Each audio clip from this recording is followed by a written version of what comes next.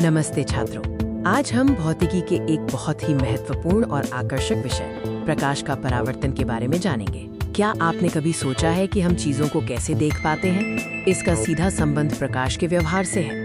कल्पना कीजिए एक अंधेरे कमरे की, जहां प्रकाश की एक तेज नुकीली किरण खिड़की से प्रवेश करती है। जब प्रकाश किसी चिकनी या चमकदार सतह से टकराता है तो वो वापस लौटता है। प्रकाश के वापस लौटने की ये प्रक्रिया ही परावर्तन कहलाती है। परावर्तन को बेहतर ढंग से समझने के लिए आइए एक समतल दर्पण पर इसका प्रदर्शन देखते हैं। जब प्रकाश की एक किरण इस दर्पण की सतह से टकराती है तो धीमी गति में देखिए कि वो किस प्रकार परावर्तित होती है। टकराने वाली किरण को आपतित किरण, सतह के लंबवत रेखा को अभिलंब और वापस लौटने वाली किरण को परावर्तित किरण कहते हैं। प्रकाश का परावर्तन हमेशा कुछ निश्चित नियमों का पालन करता है। इन्हें ही परावर्तन के नियम कहते हैं।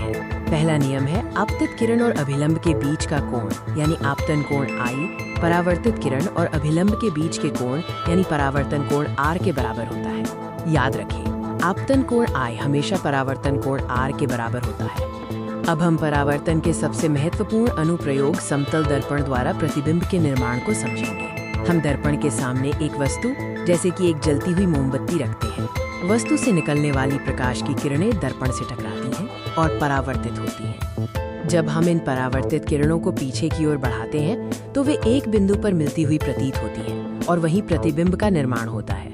ये प्रतिबिंब दर्पण के पीछे बनता है, इसलिए ये आभासी और धुंधला होता है। परावर्तन के नियम सिर्फ किताबों में नहीं बल्कि हमारे रोजमर्रा के जीवन में हर जगह लागू होते हैं। जब आप सुबह दर्पण में अपना चेहरा देखते हैं तो आप वास्तव में प्रकाश के परावर्तन को ही देख रहे होते हैं। प्रकाश का परावर्तन एक मौलिक घटना है जो हमें इस दुनिया को देखने में मदद करती है। इस अद्भुत सिद्धांत को समझने के लिए धन्यवाद।